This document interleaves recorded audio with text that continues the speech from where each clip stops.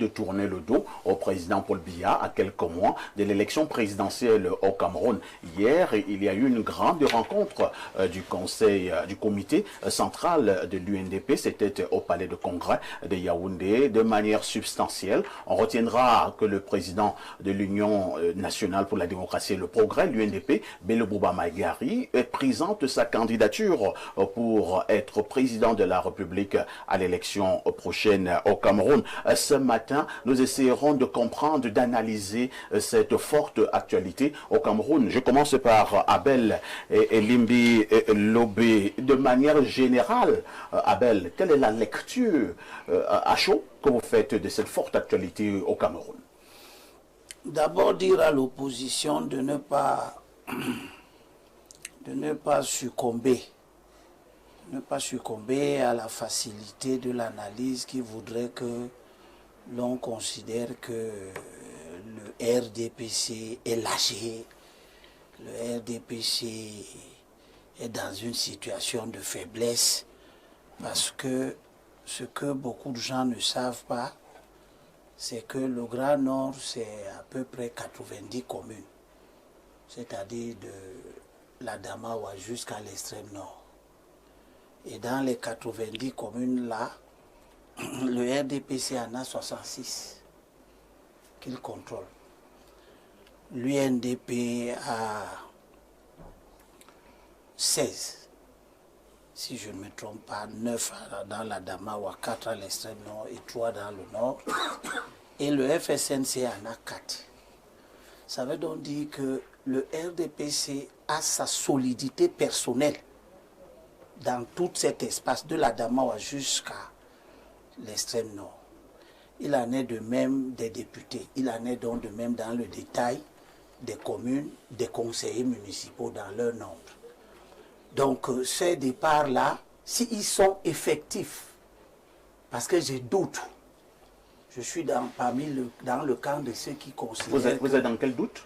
Le doute de l'effectivité de ces ruptures. Chiroma n'a pas claqué la porte? Non, Bello ne vient pas de la claquer? Je pense qu'il ne s'agit pas de rupture de fond. Parce que si, premièrement, Biya n'a pas changé, le RDPC n'a pas changé. Ce qu'il est aujourd'hui, c'est exactement ce qu'il était quand ces gens entraient dans ce gouvernement, dans ce régime. Il est toujours comme ça depuis...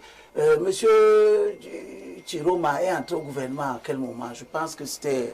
94, juillet 94. En 94. Bon, si quelqu'un entre au gouvernement en 94... Et 31 ans. Non, il est entré et il est ressorti. Non, prenons la dernière fois qu'il est entré. 2009. Alors, 2009. donc 2008, 2009 à aujourd'hui, c'est toi qui fais les calculs vite. 2009 à aujourd'hui, 15 ans. Vous ne vous mariez pas d'une femme pendant 15 ans et c'est à la 15e année que vous découvrez qu'elle ne prépare pas bien. Et vous commencez à bavarder et dire aux gens qu'elle ne prépare pas bien. Donc, les ruptures qui se font là, qui sont dans l'ordre des conjectures finalement, même pas de la conjoncture, ne crédibilisent pas les acteurs. Biya n'est pas devenu mauvais. Le discours que j'entends Issa Chiroma tenir, j'aurais été à sa place, je ne le tiendrais pas.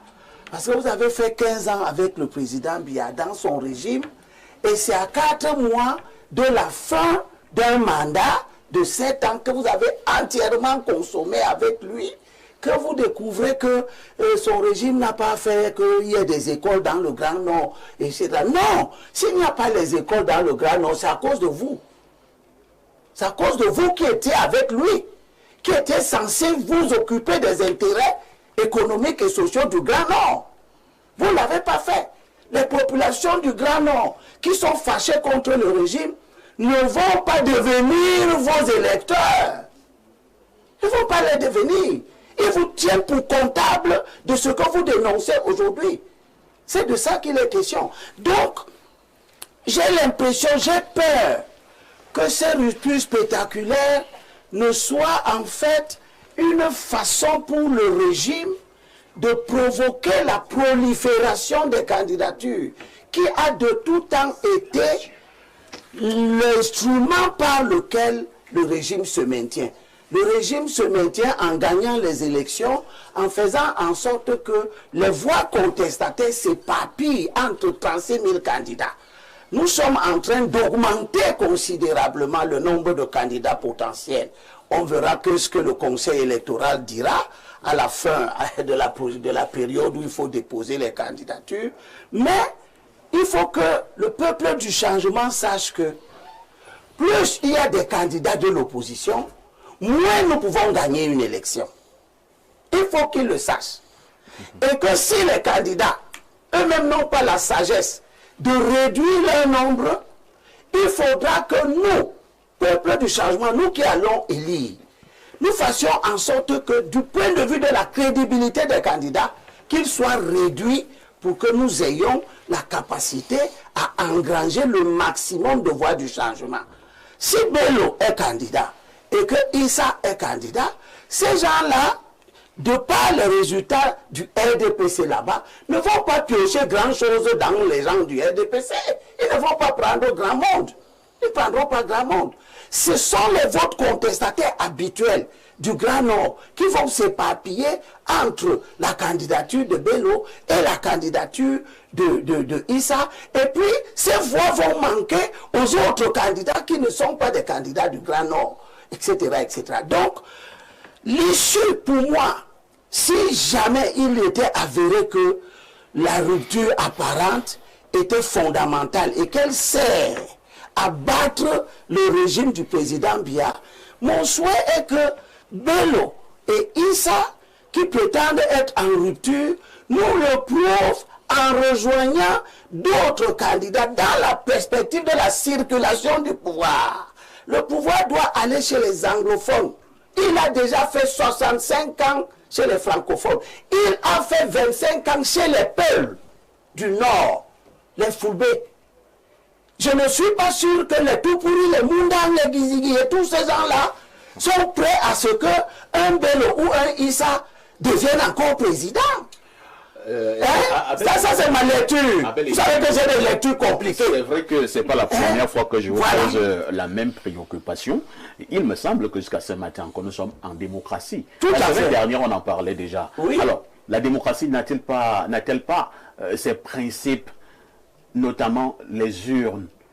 Vous êtes dans une logique qu'il faut donner le pouvoir aux anglophones. Mais est-ce que je vous ai dit de leur donner ça par coup d'État? Attendez un peu. Est-ce que je vous ai dit de leur donner ça par coup d'État? Est-ce qu'on donne le pouvoir? Oui, on donne. En démocratie. D'abord, en démocratie, on a parlé des Moundang, on parlait des Seuls, on parlait des... Attendez, je vous relance. Oui. Est-ce que vous n'allez pas simplement tomber dans un discours tribal? Mais je vais vous répondre très clairement. Premièrement, le vote au Cameroun est tribal. Deuxièmement, les partis politiques, à l'exception du RDPC qui est un ancien parti unique, les partis politiques ont des assises tribales. Les ethnies existent et la politique camerounaise doit en tenir compte. Elle a d'ailleurs toujours tenu compte de ça. Ce n'est pas pour rien que le président Ahidjo... À quoi serviront donc encore les élections? Les élections servent à désigner solennellement, démocratiquement, un président, des députés, etc., en prenant en compte les spécificités camerounaises. La démocratie camerounaise n'est pas comme la démocratie américaine. Vous savez bien que la démocratie américaine n'a rien à voir avec la démocratie française. Aux États-Unis, le président est élu par des soi-disant grands électeurs. Au Cameroun, le président est élu directement au suffrage universel direct. Ça ne change pas les relations entre les différentes forces politiques qui, elles, prennent en considération un certain nombre de choses. On vous a compris, Abel Elimbi Lobé. On va passer la parole au professeur Baebek. Professeur, apparemment, Elimbi Lobé est en train de minimiser ces coups politiques qui sont en train de s'opérer du côté du Grand Nord. On va parler là de M. Chiroma et de M. Bello Bouba Maïgari. Mais est-ce que nous allons quand même oublier qu'en 92, le président Paul Biya, pour avoir la majorité à l'Assemblée nationale, était obligé de s'appuyer sur l'UNDP. Et ces multiples élections présidentielles, pour ne prendre que ce cas, qui ont été organisées, le président Paul Biya avait toujours pour principaux alliés M. Chiroma et M. Bello Bouba. Avant qu'il ne parte, tu as fait une erreur d'histoire. Oui. En 92, le président Biya, pour avoir sa majorité, s'est appuyé sur le NDR. Pas sur l'UNDP. Les autres sont seulement venus quand ils ont vu que... Même l'UNDP est venu à cette époque à l'Alliance. Ils sont venus après. À un moment, l'UNDP avait 68 députés. Ils sont devenus après. Ça ne change de pas grand-chose. L'accord politique qui a sauvé le RDPC était fait avec le MDR qui a donné ceci de l'UNDP. Non, l'UNDP et le UPC ont seulement rejoint cette majorité après. Ça ne change pas grand-chose. Vous pouvez demander ça à la question on est pas de savoir est-ce qu'on est peut banaliser et bâcler comme ça d'un revers de la main ces ruptures qui sont en train de s'opérer à quelques mois de l'élection. On ne peut pas, je suis d'accord avec vous. Mais je voudrais que vous me permettiez de faire une introduction qui va permettre de dire bien aux Camerounais, il ne faut pas confondre les élites et les peuples. C'est-à-dire qu'on a typiquement, dans l'actuel gouvernement, Moulinex, qui est complètement en rupture avec sa base. Il peut à peine aller dans son village. On a des élites comme ça. Et donc, le peuple du Nord, nous devons être prudents. Quand nous parlons au peuple musulman du Nord, distinguer les peuples de ces peuples-là de leur élite qui peut être complètement en rupture avec elle. Et dire aux élites que vous devez faire l'effort dans votre cheminement et dans vos activités politiques d'être préoccupés par les préoccupations, permettez-moi la tautologie, de la base. Fut-elle ethnique? Vous devez penser, vous êtes Peul, pensez au Peul. Pendant toute votre gouvernance, faites des choses pour que les choses soient faites pour eux.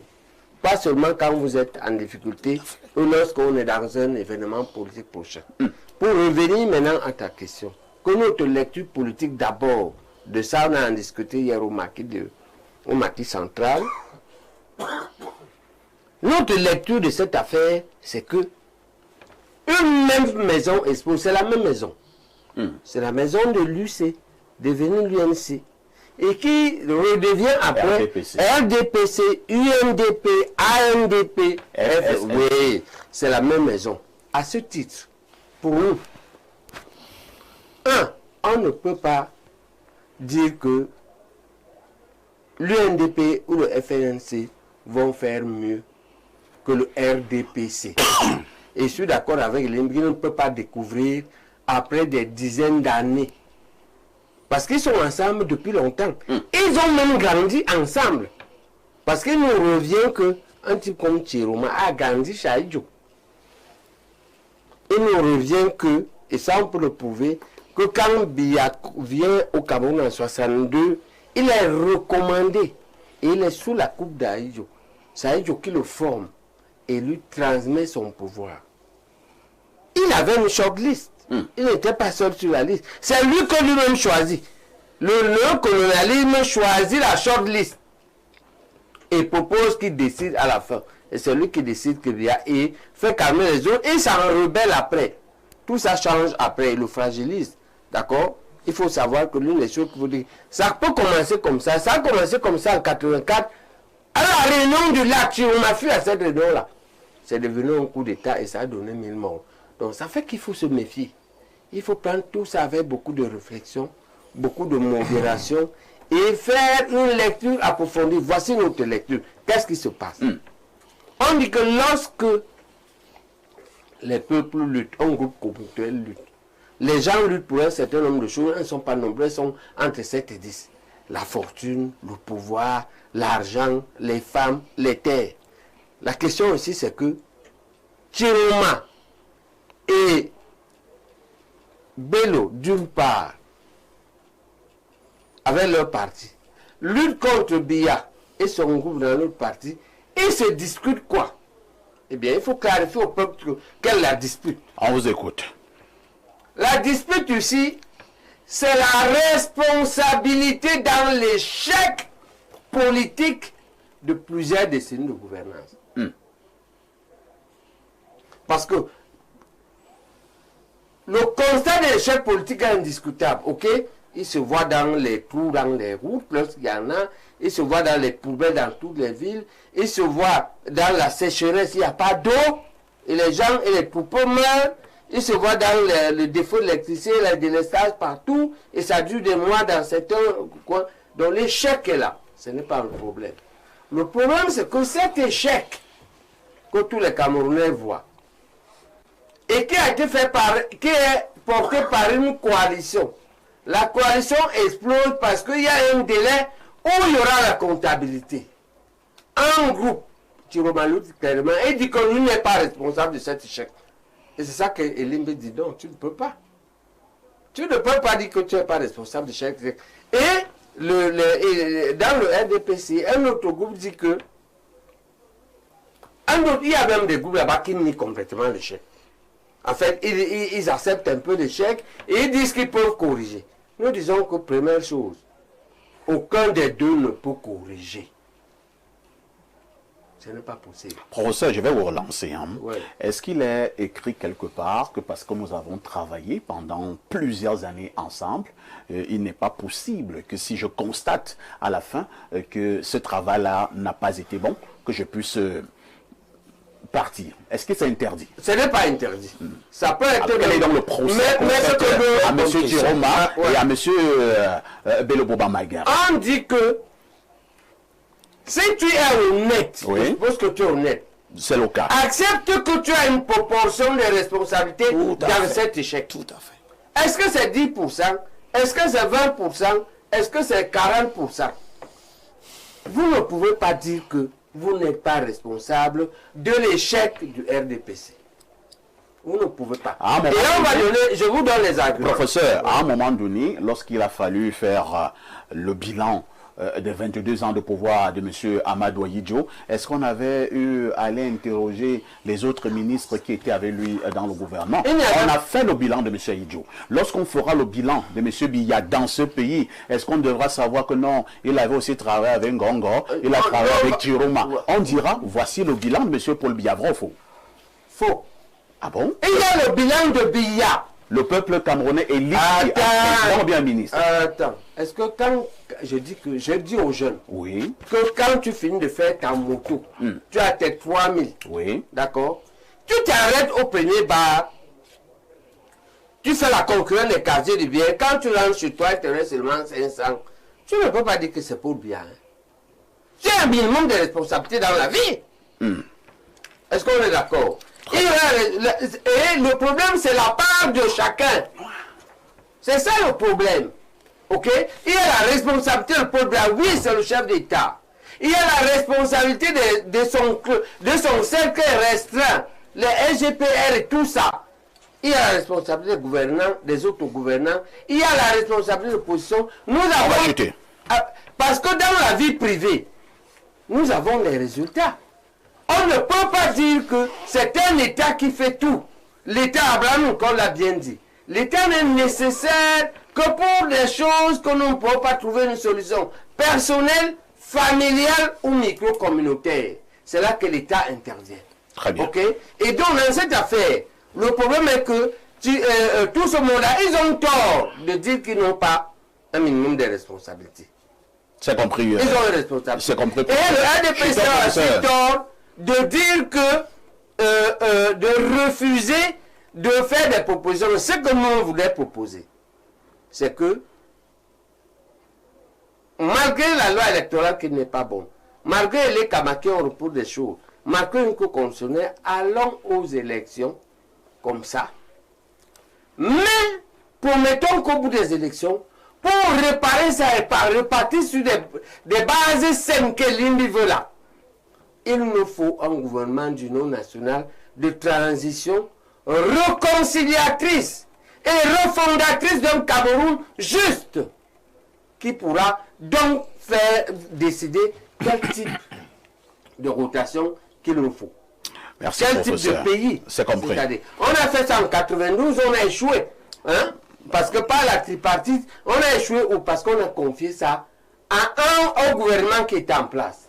Maintenant, il faut faire un gouvernement d'union nationale qui va assumer ça, faire ce changement et refonder la République. C'est compris, professeur. On passe la parole à l'autre professeur sur le plateau, professeur Owonangini. Chiroma tourne le dos à Paul Biya. Il a été le premier.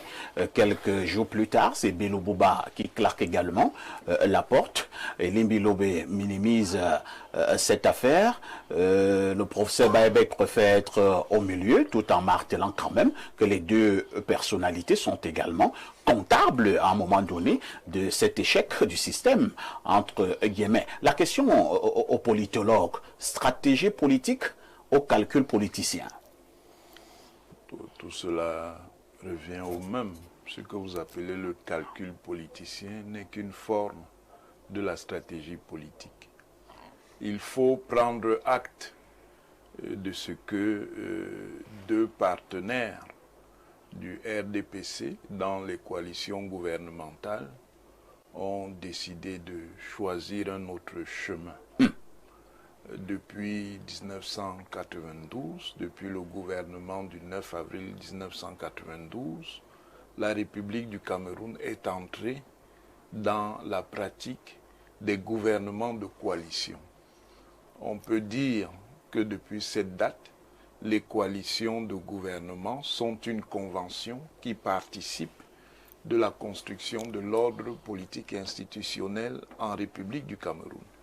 Et c'est dans ce cadre qu'à partir de 1994, pour M. Issa Chiroma Bakari, qui était alors accompagné par M. Amadou Moustapha, puis décembre 1997, pour M. Bello Bouba Maïgari, que ces hommes politiques sont entrés dans ce système. Bien entendu, il serait tout à fait curieux pour eux de dire aujourd'hui que s'il y a des reproches à faire à la gestion gouvernante, ils s'en trouveraient exclus. En tout cas, s'ils s'en trouvent exclus à ce moment, ça veut dire aussi que s'il y a des choses favorables à la gestion gouvernante, ils se trouveraient aussi exclus de cela. Mais en réalité, ils ne peuvent pas s'exclure des périodes au cours desquelles ils ont été associés au mécanisme gouvernant. Tout ceci est la manifestation de vieilles tendances politiques qui existent dans l'espace politique camerounais depuis les années 1950. Et pour le futur de la démocratie camerounaise, ce sont de très mauvais signaux. De quoi s'agit-il?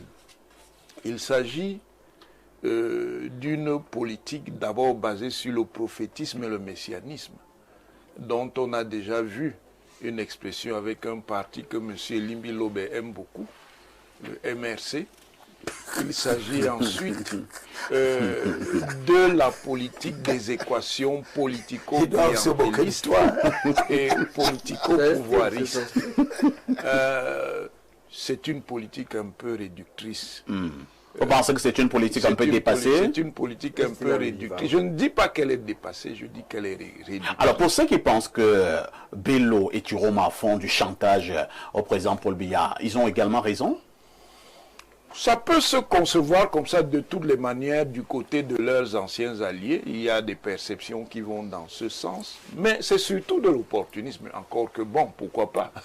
Chacun choisit la tactique ou la stratégie. Professeur, connaissant quand même la sagesse de M. Bello, connaissant quand même par moments l'esprit d'un homme futé de M.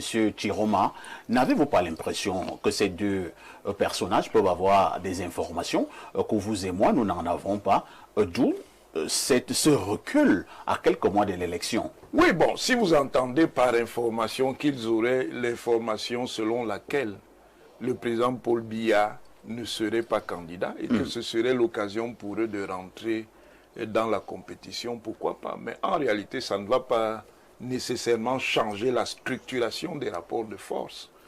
Et du point de vue de cette structuration des rapports de force, il ne faut pas se faire d'illusions.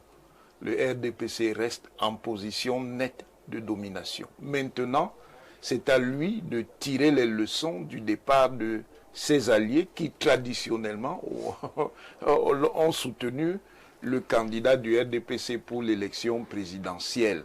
Mais si on s'en tient au rapport de force, même dans ces régions du Cameroun, dites du Grand Nord, le RDPC est encore en position de force. Mais maintenant, qu'est-ce qu'il fait de sa position de force? Comment il prend en compte les mouvements tectoniques, les changements qui sont traduits là par la démarche du Premier ministre Bello Bouba Maïgari et puis du ministre Tiroma Bakari. De l'autre côté, ce n'est pas parce que ces personnalités ont été des alliés du système gouvernant qu'elles sont assurées de ce que, au moment où elles vont se retirer de l'alliance, elles auront une capacité de représentativité plus forte. Ce n'est pas donné. Ensuite, on voit bien que si elles vont entrer, ces forces-là, derrière Bello Bouba Maïgari ou derrière Issa Tiroma, en compétition avec celle du RDPC, elles vont rentrer aussi en compétition entre elles-mêmes. Ils sont concurrents, donc ils devront se partager ce potentiel. Pour terminer, si moi je m'en tiens aux perceptions, à la dynamique des perceptions, il y a une force qui est en train de pleurer en voyant les dernières évolutions. Il s'agit de quelle force? Ce sont les amis de Libi Lobé. Qui croyaient que, les mêmes amis que j'ai évoqués tout à l'heure, qui croyaient que le champ politique camerounais était en guillemets facile. Ils sont donc confrontés donc, à la manifestation des complexifications dont Elimbi Lobé parlait. Et objectivement, ces complexifications telles qu'elles sont en train de se mettre en place ouvrent le chemin d'une nouvelle victoire du RDPC, si les forces de l'opposition ne font pas attention. C'est sentencieux-là. Minche Bongono, vous qui êtes justement une femme politique et qui soutenez les idéaux du RDPC, le parti de Paul Biya, à quelques mois quand même d'une élection présidentielle, malgré tout ce que les uns et les autres essaient de faire comprendre sur la table, on a l'impression que ce n'est rien.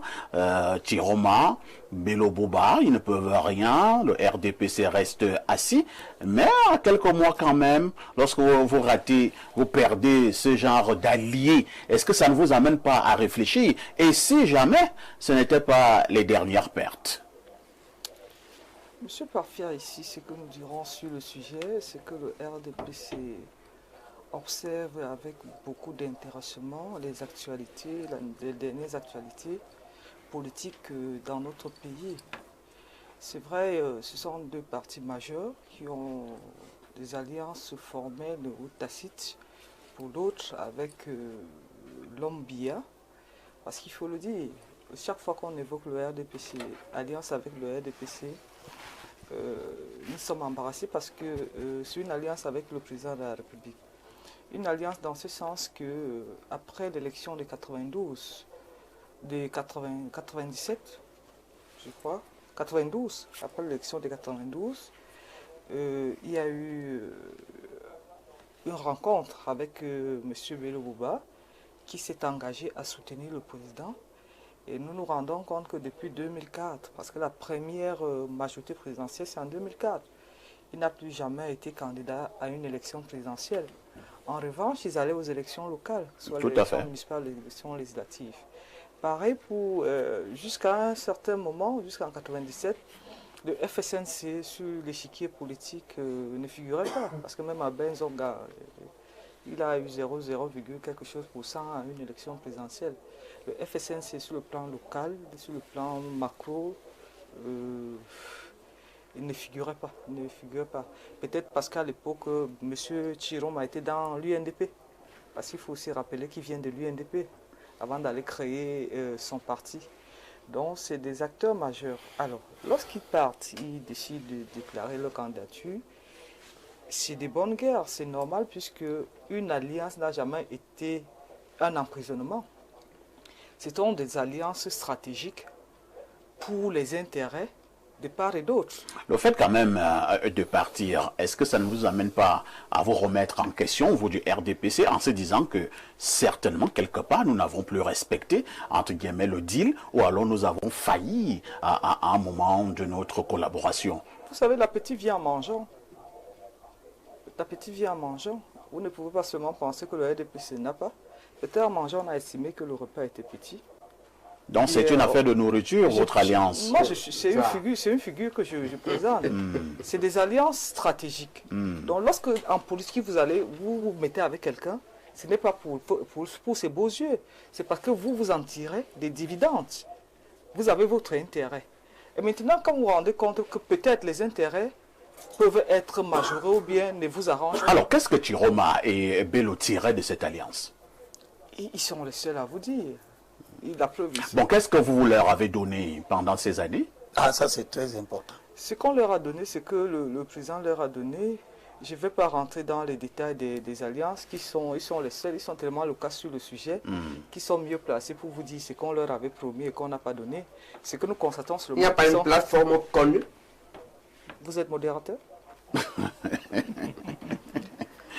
Allez-y, Madame Bongona. C'est fondamental, ouais. Lorsque nous constatons qu'ils sont au gouvernement, alors qu'ils ont peut-être, ils sont allés aux élections, ou ne sont pas allés aux élections, vous comprenez que c'est déjà la manifestation de quelque chose. Maintenant, qu'ils décident d'être candidats, c'est leur liberté, vous comprenez.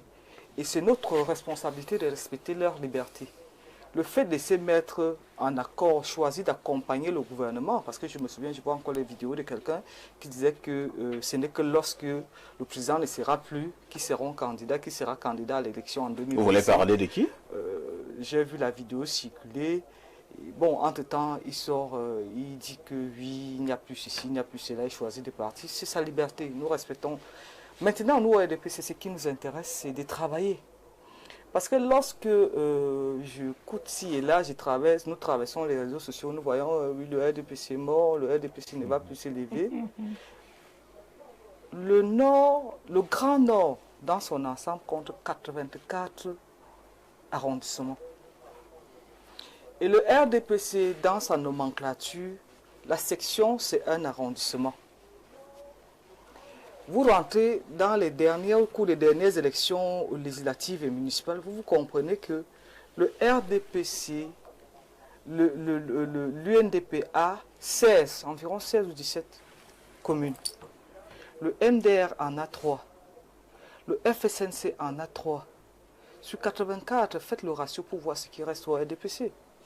Vous venez sur le plan de l'élection. Bon, là, ce sont les élections municipales. Là, non, je vais vous dire, est-ce que ce qui se passe au niveau des municipalités, ça se traduit forcément au niveau d'une élection présidentielle? Et monsieur Parfait, ici, en 92, le parti de Bello, au plus fort de sa popularité et tout, avait eu 19%. C'est en 97, parce que 92. 97. Non, parce que le SDF était candidat, il a eu 35%. Lui venait en troisième position. Il a eu 19%. 19,22%.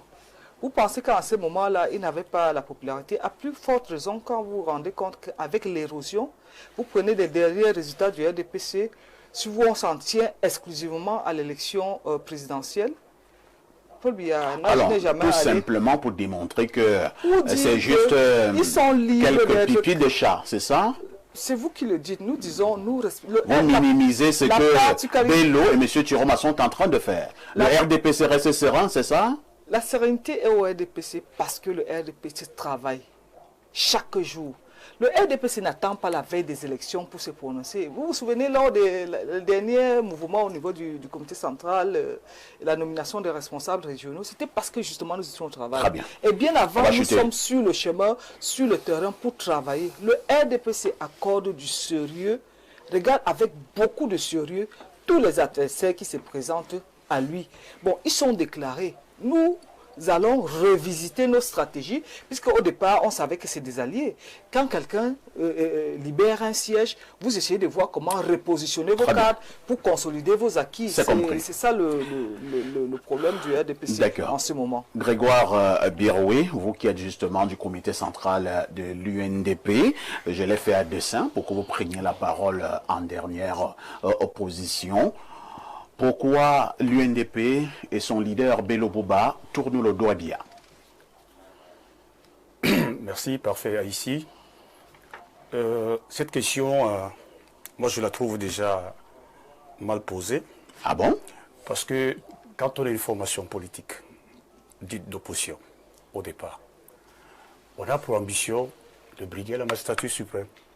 Oui. Ça, c'est l'objectif, je crois, pour toutes les formations politiques qui sont initiées dans le cadre de l'animation de la vie politique. Ces 15 dernières années, vous avez oublié cette ambition apparemment. Ok, j'en viens. Elle est également mal posée la question? À la création de l'UNDP, nous sommes d'accord dans les années de 92, nous sommes allés aux élections de mars 92. Ok. C'est vrai qu'il y a eu un désistement de la part d'une grande formation politique, le SDF. Nous avons eu autour de 68 députés, même s'il y a eu des députés à défaut. Alors, avec cette consistance, nous avons réussi toutefois d'aller aux élections présidentielles d'octobre 92. Très bien, ma voisine l'a dit là tout à l'heure, nous avons eu autour de 19,22%. Alors, 19,22% dans un contexte où, à l'époque, au niveau par exemple du Nord et de l'Adamawa, nous avions des leaders du RDPC, comme Marafa Amidou Yaya, qui impactaient fortement également l'électorat du Nord. Alors, avec le temps, comme a dit la voisine, il y a eu une certaine érosion de la part, n'est-ce pas, de l'engouement au niveau de la formation politique RDPC.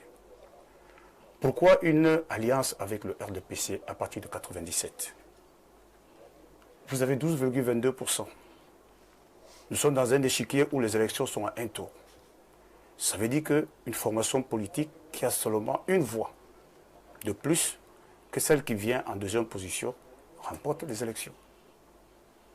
Et nous sommes dans un contexte, tel que Elibi est en train de le dire, où certains regroupements estiment que l'accession à la magistrature suprême est une question de rotation. Voilà un peu la caricature que certains nombres de Camerounais se font. Dans un tel contexte, comment est-ce que regrouper les forces de l'union de l'opposition pour pouvoir renverser le système? Encore que le système, c'est un système assez verrouillé. On l'a dit ici, c'est un parti-État qui est une forme de mutation de l'UNC vers le RDPC avec tous ses moyens. Alors, notre position, elle est claire. En 1997, il va falloir développer d'autres méthodes, d'autres stratégies pour pouvoir résister, n'est-ce pas, à la pression politique. Et donc c'est pour ça que l'UNDP peut rentrer dans une réflexion de plateforme d'action gouvernementale. Alors cette plateforme d'action gouvernementale, loin de ce que les gens pensent, ce n'est pas un accord électoral. C'est un peu ça l'ambiguïté. Ça veut dire nous allons essayer ensemble sur certaines actions phares d'accompagner le gouvernement qui est le gouvernement du RDPC. Je dis bien qui est le gouvernement du RDPC. Alors ces actions sont très bien décrites dans ce document qui est un document parfait ici de 4 pages. Parce qu'on fait trop de tapage autour de cette question de la plateforme.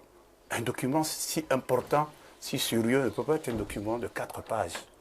3 pages où on décrit de façon générale les stratégies que les uns et les autres doivent apporter pour amener un certain nombre de réponses, n'est-ce pas, aux attentes des Camerounais. Parmi ces réponses, la question de l'édification d'un État de droit, d'un État moderne. Comment on va le faire? Il n'y a pas eu une suite pour décrire de façon précise les indicateurs qui doivent pousser et le RDPC et l'UNDP, n'est-ce pas, vers l'atteinte de cet objectif. Monsieur Biroui, moi j'aime quand on gagne en temps. Hein. Oui. C'est-à-dire, je vous ai posé une question, même si vous trouvez qu'elle est mal posée. Pourquoi vous tournez le dos à Monsieur Biya? J'étais en train de le décrire. Pour le décrire, j'étais obligé de rater un peu sur le départ de oui, l'Alliance. Sauf que nous n'avons pas beaucoup de temps. Parce que si on ne décrit pas le contenu de l'Alliance, on aura justement des difficultés à vous expliquer. Quel était donc le contenu de cette alliance? C'est ce que j'étais en train de faire. C'est la plateforme dont on parle. Voilà. Deuxièmement, j'ai parlé de l'état de droit. Le deuxième élément qui est fondamental, que les gens semblent ignorer, c'est la question de la démocratie, de rassemblement et de participation. Ça, c'est le 2. Ça, c'est le deuxième. En 3. Le troisième élément, c'est le dialogue républicain. En Donc, 4. un dialogue républicain qui doit nous amener vers une réconciliation nationale. Et maintenant, bien évidemment, il y a le rétrécissement économique parce que vous savez déjà dans les années 97, nous nous trouvons dans une situation où l'économie, la croissance du Cameroun n'atteignait pas les 2 chiffres. Alors, vous dressez cette plateforme en quelle année? Alors, on établit la réflexion à partir de novembre 97. Novembre 97. De 97 en 2025, vous n'avez pas fait un bilan? Justement, c'est ce bilan qui nous amène, donc, je vous établis donc ça et je vous décris donc que c'est un document. Il a fallu attendre près de 20 ans pour vous rendre compte de succès, Attendez, de réalisation. C'est ça la clé de l'affaire. Je vous en prie. Ouais. Très bonne question. 97, on rentrait dans la plateforme. Et dans cette plateforme, nous prenons sur nous l'engagement au niveau du comité central, n'est-ce pas, de ne pas aller aux élections présidentielles de 2004. C'est compris, c'est compris. Vous n'êtes pas allé à toutes ces élections présidentielles jusqu'en 2025. C'est compris. Parfait, ici, Oui. s'il vous plaît, s'il vous plaît. Il y a une confusion qui se fait. C'est à partir de 2004 que la mise en œuvre effective, n'est-ce pas, de cette réflexion de la plateforme commence. Donc de 2004, 2011, 2018, avec une résolution phare du comité central, qui est celle de ne pas participer en ce qui concerne les élections présidentielle, la participation de l'UNDP. Alors maintenant, nous sommes arrivés à un stade où nous estimons au niveau de la base, parce que si vous avez remarqué hier, vous allez le permettre, dans les interventions des différents corps, des différents lobbies, qui va pousser le président national à suivre la résolution phare du comité central, ce que nous avons la base qui était représentée, il a dit tout à l'heure, par environ 16 maires, parce que nous avons effectivement 16 communes, ça c'est effectif, qui ont exprimé le désarroi, n'est-ce pas, de cette base-là dans les zones où nous avons réussi les élections locales. Alors c'est cette base qui pousse aujourd'hui le comité central, parce que nous sommes également répartis dans les 58 départements, et nous portons ici la voix de cette base-là au niveau de ce comité central. Et il n'y a pas d'autre choix que d'aller vers cette rupture que les gens pensent que c'est une rupture de farce. Donc, maintenant, parce que nous avons estimé que, premièrement, les premières résolutions, dans le cadre de cette plateforme, il a dit tout à l'heure, s'il faut projeter un taux de pourcentage, ouais, de succès, on se retrouverait à 30%. D'accord, ok. Alors, il est clair, hein, 30%, 30%, d'échecs, c'est ça. Ça, c'est au niveau de la plateforme. Maintenant, deuxièmement, c'est qu'on ignore toujours que quand on a une formation politique, on n'est pas là dans un mariage de circonstances pour faire les yeux doux à qui que ce soit, parce que nous sommes sur un champ politique. Et un champ politique, ça nécessite un certain nombre de réflexions à un niveau qui permettent à ce qu'on développe des stratégies. Nous avons parlé tout à l'heure aussi des calculs politiciennes. Les calculs politiciennes, je ne vois pas une seule formation politique, que ce soit même au niveau de l'opposition radicale, comme l'UPC, comme au MRC, qui ne s'assoit pas avec un comité de réflexion pour développer des stratégies, comment renverser l'homme qui est en face de vous, afin d'implémenter sa politique ou son projet de société. C'est compris, hein. Nous allons aller du côté de la messagerie. 21 ans, 70% d'échecs. Professeur, nous allons d'abord lire... En 21 ans, c'est ça. Nous allons lire ces nombreux messages à travers... qui viennent du monde entier.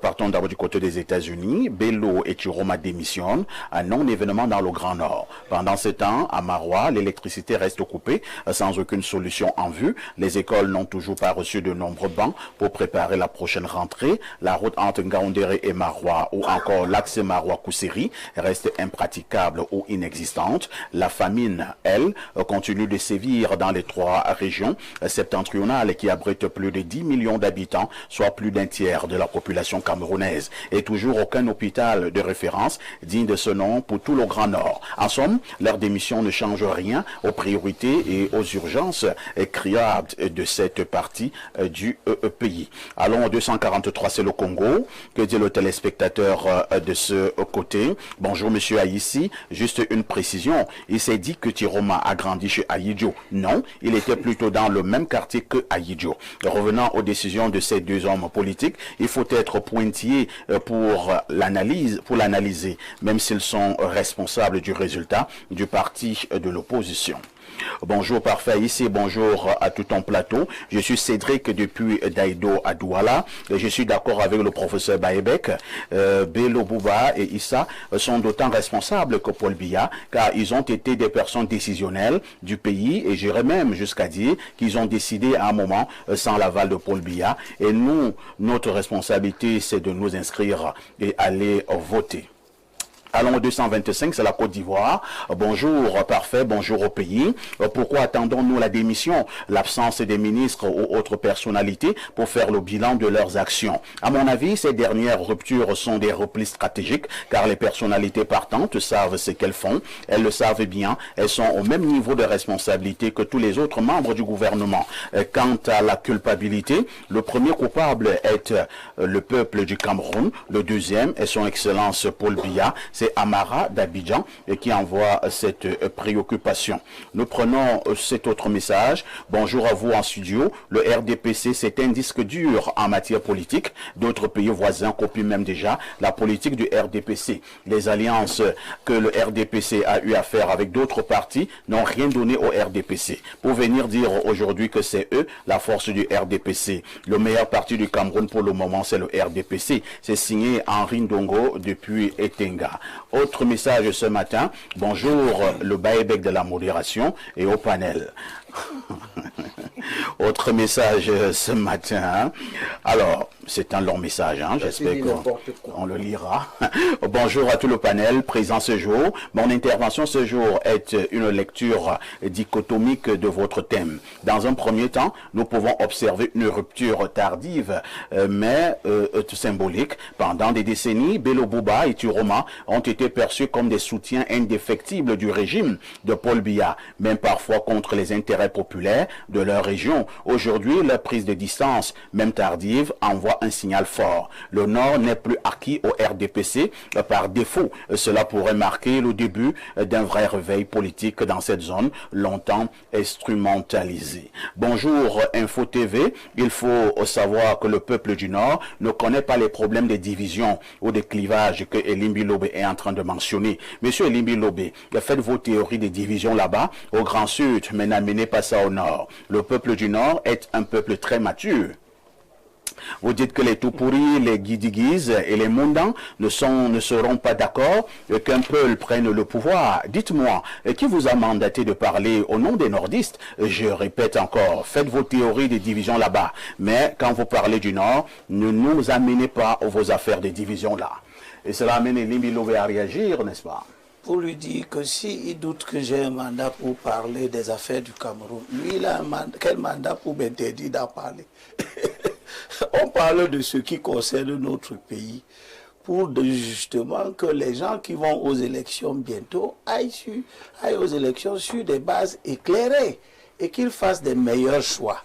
J'ai écouté avec beaucoup d'attention mon ancien camarade Grégoire parce qu'il vient du SDF. Oui, vous ne le savez peut-être pas. Vous ne le savez peut-être pas. Est-ce que vous êtes sûr qu'il est d'accord que vous le rappeliez? Voilà, à côté de moi. Maintenant, il est à l'UNDP, c'est ça? Oui, je n'ai pas dit le contraire. Je dis simplement que... Les années 2012. Oui, je dis simplement que avec lui, nous sommes également dans la logique du nomadisme politique qui est un grand préjudice pour ce pays. Mais quand j'ai fini de dire ça, je voudrais revenir sur ce qu'il a dit, qui était d'une limpidité qui mérite d'être saluée.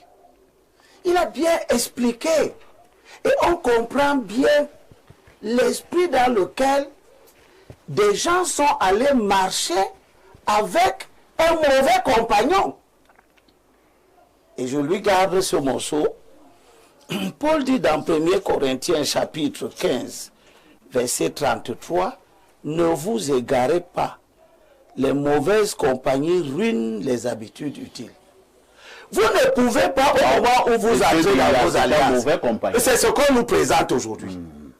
Qui? Il n'a pas respecté les engagements. Si vous dites que votre compagnon n'a pas respecté ses engagements, c'est qu'il était mauvais.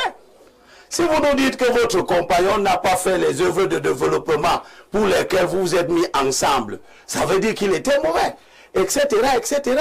Ce bilan, il y a une vidéo de Issa Tiroma qui circule depuis sa démission, qui est très précise, où il met en cause le RDPC. C'est pour ça que j'ai gardé ce morceau choisi. Pour revenir dans ce que j'ai dit, que Bayebek a corroboré, qui est que il y a une catégorie d'hommes politiques qui est apparue au Cameroun, qui pensent qu'ils peuvent faire des choix politiques et ne pas assumer les conséquences de ces choix politiques. Quand vous avez décidé de faire des alliances, vous veniez de l'opposition, où on avait tout décrit de ce que le RDPC est. Vous connaissiez le système, vous saviez quels sont ses bons côtés, quels sont ses mauvais côtés. C'est cette connaissance-là qui fait en sorte que quand vous vous alliez, vous devenez co-responsable. Vous ne pouvez pas faire comme si vous êtes né dans l'alliance. Non, vous n'êtes pas né dans l'alliance. Vous avez été des gens qui ont combattu le RDPC. Ensuite, vous êtes alliés et nous constatons qu'au moment où vous décidez de rompre, c'est à 4 mois de la fin d'un mandat et c'est à 4 mois de la fin d'un mandat que vous nous dites que votre partenaire ne respectait pas ses engagements. Il les a respectés en 97, non. En 98, non. En 99, non. En 2000, non. En 2001, ainsi de suite. Vous n'avez jamais dit, monsieur, vous n'êtes pas en train de respecter vos engagements. Si vous faites pour continuer comme ça, nous allons partir. Vous êtes resté, vous avez assumé que les populations du Grand Nord n'est pas l'eau, qu'elle n'est pas l'électricité, que ce régime que vous avez soutenu, vous étiez en train de soutenir quoi? Puisque vous voyez qu'on ne construit pas les écoles, on n'arrange pas les routes, on n'éduque pas, on ne soutient pas l'élevage qui est votre principale contribution au PIB. On n'est pas en train d'augmenter la production du coton, on n'est pas en train de créer les conditions de la paix, de la sécurité, etc., etc. Vous souteniez donc quoi? Pendant combien d'années? Pendant 18 ans. Non, 21, 2004, 2020. Qu'est-ce que vous soutenez? 21 ans. Qu'est-ce que vous souteniez dans ce que le 21 ans, 6 sur 20. Attends. Si c'est le BPC, c'est la colle. Laisse-moi d'abord. Si le viens par les il y a un niveau qu'il faut intégrer. Oui. Vous êtes un peu trop excessif. Oui. On a des domaines dans lesquels l'alliance a été décrite. Oui. Les alliances ont été décrites sur la base d'un certain nombre de domaines. Nous avons ne nous amenez pas tous les domaines là que la justice c'est là. Oui, vous avez pas de droit. Vous êtes satisfait? Quand j'évalue les 30%, c'est sur l'état de droit. Voilà. C'est sur le dialogue républicain. Oui. C'est sur la question justement du redressement économique. Oui, quand vous n'avez... Je dis comment ça ne nous amène pas au redressement économique d'abord. C'est ça. Parce que les histoires d'état de droit et de ce que vous avez dit là. L'état de droit, c'est la question de la justice sociale. Attention, je vous ai écouté. Donc, vous avez parlé, je prends vous avez les 3 piliers de votre alliance. Le 3e pilier est le plus important parce que c'est ce qui touche aux populations. Le développement économique et social. C'est vous qui avez parlé de ça. Pendant les 21 ans là, vous avez vu le développement économique et social chez vous là-bas dans le Grand Nord. Mais, Elimbi, oui. Vous faites comme si, en réalité, nous sommes dans un état décentralisé. Oui, bien sûr. Alors, notre action en ce qui concerne les questions de redressement économique sont orientées au niveau du développement local. Donc, vos maires. Vous avez 6 maires, 16 maires là-bas dans le Grand Nord. Les 16 maires là, qui ne sont pas tous maires aujourd'hui, il y a depuis au moins 7 ans qui sont maires pour les nouveaux. Les autres sont maires depuis peut-être 2013, etc.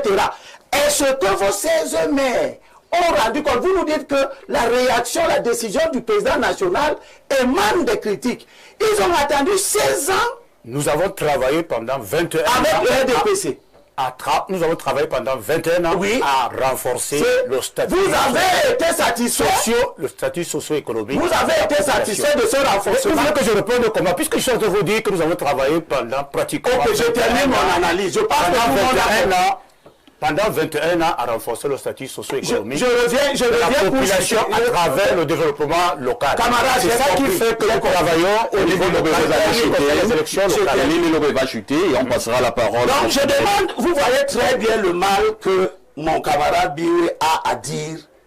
Si dans la partie des alliances là, ils ont été satisfaits, ça s'est bien passé, la réussite économique, sociale, l'état de droit. vous êtes en train de nous dire que c'est sur ça que portait l'alliance. Sur ça, alors, vous avez été satisfait. Il ne nous dit pas oui, il ne nous dit pas non. Mais il essaye de nous faire comprendre. Laissez-moi terminer, cher frère. Écoutez à travers. J'ai dit 30% des actions. Ok, 30%. Ok. Donc 30%, ça veut dire que vous êtes insatisfait.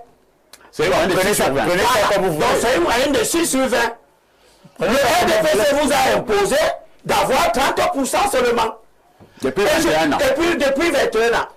Et ce qui est important à relever, c'est cette prédisposition des acteurs politiques à croire qu'ils peuvent poser des actes et ne pas être responsables de ces actes. Ce n'est pas simplement l'UNDP qui fait cela. Bon, en un mot comme Amila et Limbi Lobé, vous vous désolidarisez de la piste de Bello et de M. Chiroma, c'est ça? Non, il ne s'agit pas pour moi d'être solidaire ou pas. Je n'ai jamais été solidaire de ça. J'ai toujours considéré que ce type d'alliance-là, ils sont libres de les faire. Mais au final, qu'ils assument les conséquences. Et les démissions spectaculaires montrent qu'ils veulent se dissocier des conséquences. Et j'appelle le peuple du changement à dire non.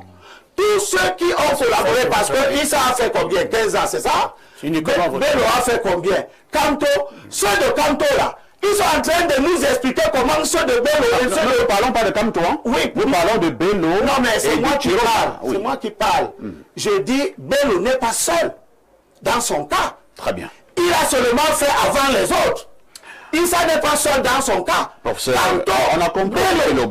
Issa, c'est exactement la même démarche et jusqu'à la prise de responsabilité.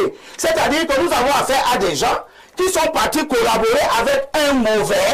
On leur disait assez de faire mauvais. Vous l'avez dit. Voilà. On va passer la parole au professeur Jean Baebek. Professeur Jean Baebek, il y a également une opinion. Hein, et je pense que cette opinion est également sur cette table. Et qui pense quand même que pour les deux personnages, ils ont longtemps bénéficié de la magnanimité du président de la République, ne fût-ce qu'à travers ces décrets présidentiels. Et donc, on ne crache pas dans la main qui vous a nourri. Alors, beaucoup pensent que Bello et Chiroma sont des traîtres. Vous partagez cet avis? Avant de vous répondre, c'est-à-dire que moi, je juge, nous à l'UPC, on nous apprend à juger les mésententes globalement. Il faut clarifier les mésententes et juger globalement. Tout à fait. Il ne faut pas seulement juger les gens là où ils chutent, il faut juger là où ils ont glissé. Et ce que je veux dire, c'est que dans toute la présentation de Grégoire, et Linda a conclu, c'est 6 sur 20, c'est 21 ans. Si c'était le BPC, je crois que c'est une colle de 3 ans. Et moi, en tant qu'enseignant, on appelle ça très insuffisant. On te renvoie à la classe inférieure. En médecine, tu sors. Tu ne peux pas avoir 6 sur 20 dans une matière. En orthopédie, moi, ici dans ce pays, j'ai dit aux gars qui font ça, je dis que tu n'entres plus dans mon cours, tu sors. Si tu ne sors pas, moi je sors. Et c'est tes collègues qui te disent, tu exagères. Tu ne peux pas avoir 6 sur 20 avec tous les efforts que le prof fait pour nous organiser ici. Je n'accepte pas ça. Donc c'est trop grave. La question c'est que, pourquoi c'est trop grave et pourquoi c'est important, Abel, qu'on réponde à cette question, Mathias? C'est important parce que nous allons encore faire des coalitions. Cette fois-ci, nous on propose une coalition d'union nationale qui devra faire le diagnostic de ce qui vous a manqué pour échouer autant. Il vous a manqué au moins 2 choses qui n'apparaissent pas dans la plateforme parce que vous n'en parlez pas, Grégoire. Attendez un peu, professeur, excusez-moi de vous interrompre. Hein. Je veux bien comprendre, parce que vous venez de dire quelque chose là. Donc, la coalition Chiroma, Bello vient d'échouer. Vous présentez pour une nouvelle coalition avec Paul Biya, c'est ça? Non, ce n'est pas ça. Ah, ouais, on dit qu'on veut, on propose un gouvernement d'union nationale dont nous espérons être... C'est un forme de coalition? Oui. Voilà, d'accord. Pour réformer ce pays, pourquoi il faudra avoir le RDPC dans cet gouvernement d'union nationale? Parce que c'est plus facile pour toi quand tu parles avec celui qui a échoué. Parce qu'il t'explique sa méthode de travail qui a abouti à l'échec. Tu élabores mieux la nouvelle méthode de travail qui va régler le problème de l'échec. Et là, ils ont 2 critères qui manquaient dans la plateforme. Le premier, c'est ce qu'on appelle les marqueurs. Vous voulez régler le problème des routes, on va contrôler comment en 21 ans, comment vous contrôlez? En réalité, c'est le kilométrage. Et on peut le mettre à l'année. On peut dire qu'on va mesurer le nombre de kilomètres bitumés chaque année. On peut dire qu'on va mesurer chaque année le nombre de routes faites avant nous qui s'abîment le kilométrage. D'accord? On peut le faire en nombre de pluies. On peut le faire en centrale photovoltaïque. Donc leur évaluation n'avait pas les marqueurs, non dans sa médecine. Pour savoir que vous guérissez de votre diabète, vous êtes venu dans le coma avec 5 grammes de glucose. On dit que le protocole des analyses élémentaires disent aux jeunes médecins que tu contrôles. Quand la glycémie descend à 4, voilà la quantité d'insuline que tu donnes. Quand c'est entre 3,5 et 4, voilà la quantité. Il y a le marqueur, la glycémie. Pour ça. Après le marqueur, autre chose importante dans l'évaluation, le temps. On n'attend pas 21 ans pour savoir. Peut-être qu'ils sont de bonne foi, mais alors ils sont naïfs ou incompétents. Pourquoi vous attendez 21 ans pour évoluer? On doit évaluer pour faire ce que Limbi dit. Si vous êtes honnête et si vous avez cette compétence-là, et les fonctionnaires l'ont. Le Cameroun est un pays qui a de bons fonctionnaires. Parce que vous savez que les fonctionnaires bien formés. Oui, mais pas bons. Ils sont corrompus. Et c'est eux qui les ont appelés. Mais je parle de la bonté technique. Ah, d'accord. C'est-à-dire que quand on finit de faire les magouilles là, dans tous les concours du Cameroun. Pour qui? Mais vous non. Voilà. Il y a des savaient que vous n'êtes pas de la plupart des fonctionnaires sont les meilleurs de la classe terminale. Quand même. Ça dit au moins 70%. Quand on a fini de faire tout le migmec là, 70% des bons, des fonctionnaires qui passent les concours sont bons. Et il peut vous dire ça. Le deuxième, c'est le temps. Vous ne pouvez pas attendre 20 ans. Comment? Et l'INPI dit que dès la première année, vous avez fixé, je dis n'importe quoi, 10 km de bitume pour chaque commune. Ou bien vous dites comme nous avons 16 communes. Mais on va faire une commune bitumée chaque année.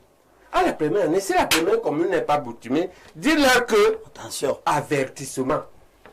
Si on ne rattrape pas, l'année prochaine, nous démission. Donc il y a un troisième élément, un calendrier d'évaluation.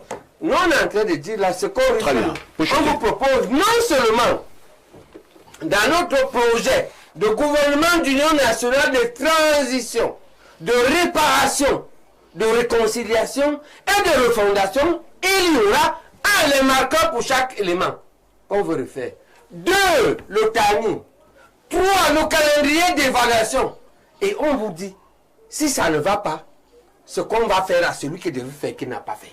Très bien. D'accord? S'il ne justifie pas, parce qu'on peut savoir, la politique a ça, je disais ça hier à l'IMAI, la politique a que quand Bush gagne, investi en janvier 2001. Le 11 septembre, on coupe 2 tours à New York, le programme politique change. Maintenant, la priorité devient, la dernière Oumar. Ce n'est plus ce que tu avais promis. Mais si tu n'as pas cette justification-là, tu dois réaliser. Si tu ne réalises pas, si nous on est en position faible, on démissionne. Ou bien, vous sanctionnez celui qui n'a pas exécuté. Merci. D'accord? C'est pourquoi vous m'avez stigmatisé quand je demandais la plateforme. Non, on ne peut pas, c'est fondamental. S'il n'y a pas de plateforme, il n'y a pas d'entente. Et il faut la plateforme, elle doit contenir les 4 choses qu'on a dit. Il dit qu'il y avait 4 contenus. Leur marqueur, leur timing, leur surveillance, et respecter ça. C'est ça qu'on devra faire. Merci, parce que il y a aussi qu'est-ce que les hommes sont politiquement ferbables. C'est compris. Ce qui fait qu'on doit... On a compris, professeur Minche Bangono, vous voulez absolument réagir?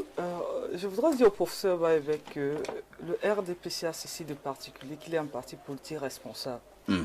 La personne qui choisit d'aller mettre les couverts et les linges sur la place publique peut bien vous expliquer pourquoi il les met. En ce qui nous concerne, nous pensons que nous devons respecter l'autre, y compris dans ses poubelles. Vous comprenez? Parce que si nous venons le mettre devant vous et commencer à faire comme lui, on se retrouvera dans le jeu de qui a gagné, qui a perdu quoi, ou bien qui a bien fait quoi, qui n'a pas bien fait quoi. Leur liberté, c'est des partis. Comme ils choisissent de maintenant exposer les poubelles. Je dis, écoutez, si vous êtes dans une maison, vous produisez des poubelles. quitte à vous de savoir où les déposer. Qui a le plus produit de poubelle? Maintenant, si vous décidez... J'aime beaucoup cette expression. Si vous décidez d'aller mettre sur la place publique, surtout que ce n'est pas la première fois qu'il y a des choses comme ça. Monsieur Bello s'est comporté comme un enfant? Moi, je parle des alliances en général. Est-ce que M. Bello se comporte comme une mauvaise femme qui quitte le foyer? Elle quitte le foyer et elle commence à bavarder à la place du marché, au carrefour. On a toujours peur des femmes qui divorcent et commencent à parler de leurs époux. Vous en savez plus que moi. Donc Bello Bouba est une mauvaise épouse. Je ne sais pas. Je ne sais pas. Donc, laissez la latitude. Mais c'est son droit. Laissez la latitude. Ça fait partie de la vie. Laissez la latitude à l'époux qui choisit de quitter son foyer, d'aller expliquer à qui il veut, ou bien à qui elle veut, ce qui n'a pas marché, ou bien son mari ne fonctionne pas bien, ou bien ça a fait ceci. Sauf que le plus souvent, elle ne dit pas ce qu'elle a fait. Très bien. Et l'homme qui est suffisamment très élevé regarde de haut. Et garde son silence. Parce que demain, la vérité finira par se savoir. Professeur Mathias Eric Owanangini, nous avons, s'il vous plaît, professeur Owanangini, nous avons également une information. Hein? L'UNDP se rapproche de plus en plus également du MRC. Alors, l'axe Grand Nord-Ouest, est-il possible? Oui, ça, ce sont les fantasmes typiques de la politique camerounaise. Ah, des fantasmes? Oui, qui ne peuvent nous conduire que dans des impasses. Certainement, notre pays est un pays multicommunautaire, mais s'il faut le gérer sur la base d'équations clientélistes et d'équations pouvoiristes, évidemment, la prise en charge de la plupart des problèmes publics ne pourra pas être faite. Bon, j'attends de voir s'il y a un tel mariage. C'est le mariage du carpe et du lapin, de la carpe et du lapin. Ça ne peut mener nulle part. De toute façon, c'est est-ce que... Je vais vous expliquer oui. pourquoi ça ne peut mener nulle part. Si vous suivez la démarche du MRC et de son leader, le MRC ne peut pas rentrer dans une coalition où il n'est pas chef. Ça veut dire donc que s'il y a une négociation entre le MRC et l'UNDP, ça ne pourra marcher pour le MRC que si l'UNDP accepte que c'est le leader du MRC qui sera le dirigeant principal de la coalition. Mais si nous nous mettons dans cette hypothèse, ça révélera le manque de caractère de l'UNDP. Pourquoi? Parce que l'UNDP est un parti représentatif. C'est-à-dire que l'UNDP a des conseillers municipaux, l'UNDP a des conseillers régionaux, l'UNDP a des députés, l'UNDP a des sénateurs. Il a tout un conseil régional représenté. Alors que le MRC n'a aucun représentant. Malgré le famela juridique que certains font, ils n'ont... Vous référez à cette affaire de famela juridique. Mais bien sûr, nous sommes dans la guerre symbolique. Ils ont parlé de droit du quartier. Moi, je leur réponds que c'est vous qui faites du famela juridique. Malgré le famela juridique qu'ils font, ils n'ont aucun représentant. Il n'y a donc aucune raison rationnelle pour que dans une alliance UNDP-MRC, le MRC puisse prétendre au leadership et que l'UNDP accepte. Par ailleurs, en raison précisément des traits anciens de la politique camerounaise depuis les années 50, qui ressortent maintenant dans les années 2020, de tels mécanismes sont destructeurs pour le Cameroun. Et comment ça? C'est destructeur à quel niveau? Parce que le Cameroun est un pays particulièrement divers. Si vous voulez construire la politique nationale seulement sur des équations de segmentation, vous arriverez à l'impasse. Absolument. Vous arriverez à l'impasse. Et même les partis qui auront fait l'effort de transcender les clivages entre communautés seront rattrapés dans cette logique par ce qui est en train de polluer la politique camerounaise, la politique des tours à la présidence. Et le tour étant conçu suivant une logique communautaire. Bon, comme c'est maintenant dans le tour de tout le monde a son tour à la présidence. Qui va donc aller à la présidence et les autres vont accepter? Et qui va laisser son tour? Et qui va laisser son tour? Vous voyez donc... Vous appelez ça la politique des tours? C'est la politique des tours à la présidence. Les uns demandent que on a déjà fait notre tour, on revient. Les autres disaient que là, vous étiez déjà. Ceux-ci sont là. Maintenant, nous aussi, on veut. C'est notre tour. Les autres encore disent que non, vous les trois là, vous avez déjà fait. Ce n'est pas votre tour. C'est notre tour. On peut s'en sortir. Mais ce qui dit est pertinent. On ne peut pas s'en sortir dans ces conditions. Et si vous voyez, si vous voyez, tel que les choses sont en train de se décider, ce qui doit faire la trame de la politique, la substance de la politique, n'est pas encore apparu. Que les gens disent aux gens ce qu'ils vont faire, ce qu'ils peuvent faire, ce qu'ils ne peuvent pas faire. Parce que dans cette ambiance-là, on est dans le temps des démagogues, où chacun vous promet, il va goudronner les murs et cimenter les routes. Et évidemment, il y a toujours des naïfs pour croire à cela. Merci. Non, Grégoire Biroué d'abord. Grégoire Biroué, au regard des analyses sur le plateau, est-ce que nous n'allons pas dire que ce n'est pas très reluisant pour M. Bello Bouba, qui vient de prendre un énorme risque en claquant la porte de cette alliance? Oui, si c'est un risque, moi je pense que c'est un risque qui a été encouragé par sa base et j'estime que là où il est en train d'aller, c'est avec le soutien de sa base. Je veux rappeler un peu dans les détails ce qui se passe. En 1997, quand nous n'allons pas aux élections, parfait, il y a ici, le président Paul Biya, il a pratiquement 3000 votants pour lui, contre 4 millions inscrits. 3 millions. Il prend 3 millions. Alors, on va donc maintenant avec le soutien de l'UNDP, Madame Fadimatou, en 2004, où il va donc rafler 2,5 millions sur l'ensemble des 6,5 millions inscrits. Donc ça baisse. Ça baisse. On a donc 70%. On repart en 2011, il y a une hausse d'orgueil. On se retrouve à 3,5 millions sur les 7 millions de ça. Ça fait 77%. On revient en 2018, donc, avec le soutien toujours de l'UNDP à 71%. C'est-à-dire pour un électorat de 6 600 000, on a 2 500 000 pour la RDPC. Vous comprenez que entre 1997 et 2018, vous avez environ 2 900 000 votants acquis à la cause du RDPC, avec le soutien de l'UNDP et des autres formations politiques. Maintenant, en ce qui concerne, puisqu'on en parle du Grand Nord, nous avons l'habitude de projeter 40% de l'électorat dans le Grand Nord. Cette année, nous avons compris, là, depuis samedi, dans la publication de Elekam, à travers son X, 8 219 000 électeurs inscrits. Ça, c'est probable pour les élections d'octobre prochain 2025. Nous avons un potentiel dans le Grand Nord de 3 300 000 électeurs.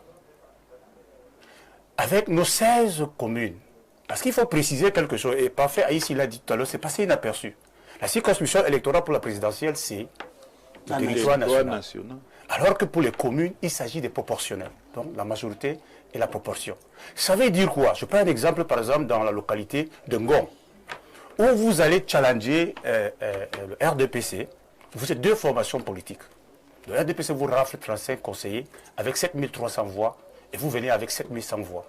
Je veux préciser ça pour qu'on comprenne un peu le potentiel électoral des formations politiques au niveau du territoire national. Ça veut dire que les 7100 voix vont être capitalisées. Et avec la somme de l'ensemble de l'électorat, on se retrouve pour le Grand Nord. Qu'est-ce que vous allez encore vouloir démontrer? Avec un potentiel de 1 300 000 électeurs fondamentalistes. Ça, c'est extrêmement, puisqu'il est un adepte des statistiques. Oui, mais je suis perdu. Ceci pour démontrer quoi? Parce que vous avez parlé du risque. Vous avez Bello Bouba qui part aux élections en octobre 2025 avec seulement pour le Grand Nord, pour le nombre d'électeurs actuels, un potentiel d'1 300 000 électeurs. Heureusement, vous dites vraiment potentiel. Hein? Oui. Oui, bien sûr. Oui. Et ils sont assis, les 1 million. Non, c'est fondamentalement sur la base de notre potentiel ressent à partir des élections locales. Alors quand vous avez un président national dont il a une base minimale de 1,3 million qui lui demande d'aller challenger les élections présidentielles en octobre 2025. Alors est-ce que c'est un grand risque? Je dis c'est un risque qui vaille la peine parce que cela va répondre aux doléances effectives des populations à la base. Donc, pour moi, le RDPC, qui a été un allié jusque-là, qui connaît elle-même cette formation politique, c'est faille. Parce qu'il faut le préciser, vous l'avez encore dit ici tout à l'heure, que fondamentalement dans le Grand Nord, à partir des chiffres que vous avez donnés pour les communes, je peux vous rappeler que c'est la majorité de cet électorat-là, de ces militants-là, qui est en train de grogner à ce moment. La majorité des militants du RDPC. Ce sont eux qui viennent grogner dans le M. Ils sont en train de grogner. Maintenant, je vais chuter. Oui, chutons Grégoire Biron. Maintenant, je vais chuter. On ne peut pas, dans le cadre d'une alliance, vraiment, je suis désolé, Madame Fadimatou, dans le cadre d'une alliance, parce que quand on parle d'alliance, ça veut dire qu'il y a des écrits, il y a des informations qui sont partagées. Et quand nous voulons échanger sur ces informations et qu'on pense que le cadre n'est pas approprié pour échanger sur la question, moi je pense qu'il y a une fuite simplement en avant. Parce que quand une alliance, elle est rompue, ou bien elle s'arrête, ou elle est réévaluée, les résultats permettent déjà à l'opinion nationale de comprendre qu'est-ce qui s'est réellement passé. Donc, moi je pense et je suis convaincu que le cadre qui reste ici, jusqu'à preuve du contraire, reste le cadre le plus approprié, avec des propos mesurés pour nous permettre d'apprécier la relation qui a existé pendant 21 ans entre le RDPC et l'UNDP dans le cadre de cette plateforme d'action gouvernementale. C'est compris. Donc, je suis vraiment gêné. Nous, ici, nous avons compris. Je suis un peu gêné. On trouve un peu des excuses pour qu'on ne puisse pas parler avec toute la politesse et le respect nécessaire, n'est-ce pas, des situations qui fâchent. Nous sommes sur l'échiquier. Nous sommes sur l'échiquier politique en tant qu'acteurs politiques. Nous avons à un moment décidé d'accompagner un processus avec des déterminants bien précis où il y a eu des insuffisances au niveau de la capitalisation des indicateurs et où l'évaluation a permis de comprendre que avec ce cheminement, on ne peut pas arriver... Vous l'avez suffisamment dit. On va passer la parole à Fadima. Vous l'avez également dit, on vous a le timing ne peut pas être sur Fadima et Libye Lobet. Soyez en timing sur le plateau. Monsieur Grégoire Biron, vous n'avez plus la parole. Non, le timing... La parole est maintenant, s'il vous plaît, Libye Lobet. S'il vous plaît, vraiment soyons ordonnés sur ce plateau. Fadima Tour, revenons un peu en arrière, hein, surtout que depuis ce matin, nous faisons beaucoup d'histoires. En 1997, il y a eu un ministre dans ce pays qui s'appelait Titus Edouard, qui a démissionné du gouvernement. SGPR, il faut le dire. Voilà, ancien SGPR, ancien ministre de la Santé, ancien ministre de l'Enseignement supérieur, pour ne prendre que ses postes, et qui a démissionné du gouvernement et a annoncé sa candidature pour l'élection de 1997. Quelque temps plus tard, il a été interpellé et mis en prison. Il a été accusé de détournement. Alors, pour le cas Chiroma, certaines informations, pour ne pas parler de certaines indiscrétions, circulent également en disant qu'il y a plusieurs dossiers qui sommeillent pour son cas, probablement également pour M. Bello Bouba. Est-ce que ce qui s'est passé dans la chambre des canards peut également se retrouver dans la chambre des poules? Je suis convaincu qu'au RDPC, nous faisons beaucoup de choses. Mais nous sommes loin d'être des magiciens qui disent dans les boules de cristal. Je ne pense pas que M. Titus avait été condamné parce qu'il était candidat. Des candidats, il y en a eu à profusion. On constate simplement que lorsqu'il n'annonçait pas sa candidature, il n'avait jamais été interpellé. Hein. Donc des rumeurs comme ça, nous en avons. Par exemple, sur ce qui se passe aujourd'hui, il y a eu des rumeurs, des contre-rumeurs. Vraiment, laissons les choses couler. Mais ce sur quoi je voudrais revenir, pour corriger, pour un peu... Alors rapidement, on va y avoir de temps.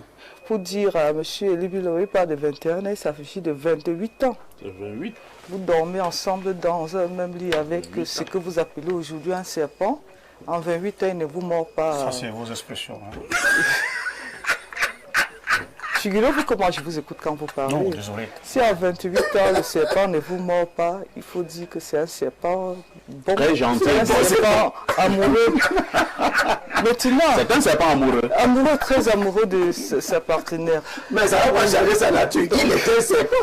Donc, ce sont les autres qui le À la 28e année, on découvre que c'est le serpent qu'on avait. Pourtant, Ils se sont accrochés comme quelqu'un d'autre. Donc, et je suis également très intéressé par ces déclarations. Depuis, il parle du Grand Nord, du Grand Nord, du Grand Nord. La circonscription électorale nationale, le RDPC a cette chance-là de regarder globalement. C'est ma première fois de constater en politique que 16 communes pèsent mieux que 60 communes qui sont gérées par le RDPC. Peut-être ça c'est... Bon, il y a un de nos responsables politiques qui lors d'un meeting disait que la politique c'est pas la science exacte et que 2 et 2 peuvent faire 100, 2 et 2 peuvent faire 10, mais là je suis interloqué. Nous disons ceci. Il a dit, l'élection se gagne à la majorité relative, à la majorité absolue, lorsqu'il s'agit des communes. Quand il y a ces relatifs, il y a troisième personne, on fait le partage. Ça veut dire que vous n'avez pas 100% d'électeurs acquis à votre cause. Vous avez partagé les électeurs. Vous avez eu 50 plus 1 qui vous permet de rafler, ou bien 50 plus 7 qui vous permet de rafler. Vous pensez que ce qui reste là, ça ne compte pas? Et si nous faisons le ratio sur la soixantaine de communes, ça veut dire que ceux qui ont voté pour le RDPC, contrairement à le ratio, à la somme de ce qui reste, ceux-là sont toujours plus nombreux. Pour faire la politique sincèrement, il faut apprendre à être sérieux. Être sérieux, c'est aller aux élections. Par exemple, la plateforme, c'était seulement pour l'élection présidentielle. Je me souviens en 2020, il y a un jeune parti politique, le PCRN, qui a été candidat à Fumbote chez moi. Ça veut dire quoi? Avoir déjà la possibilité de constituer 41 conseillers municipaux. Ça veut dire qu'on a déjà une ressource humaine. En revanche, je n'ai jamais vu le SDF en 2007 est entré dans la commune de Fumbote, dans le partage avec 3 conseillers. Ce qui veut dire qu'ils ont des gens là-bas. Quand ils se projettent sur la scène politique, ça veut dire qu'ils ont au moins des tentacules. Quand on vient vous dire que les partis, au niveau de l'élection présidentielle, le RDPC a glané ceci, en même temps, il ne vous dit pas que le SDF qui en 92 avait 35% est allé décrescendo. Vous voulez nous dire que tous les électeurs du SDF étaient là-bas?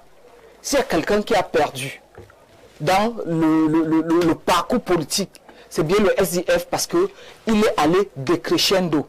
Et si c'est sur cette base que vous comptabilisez, vous élaborez votre stratégie, vous êtes en train de nous dire d'aller dormir en paix et continuer là où nous avions laissé le travail. Merci. Vous êtes toujours en direct sur Info TV. Le programme, c'est Libre Expression. Nous marquons une autre touche pause et on reviendra pour la dernière ligne droite de ce programme.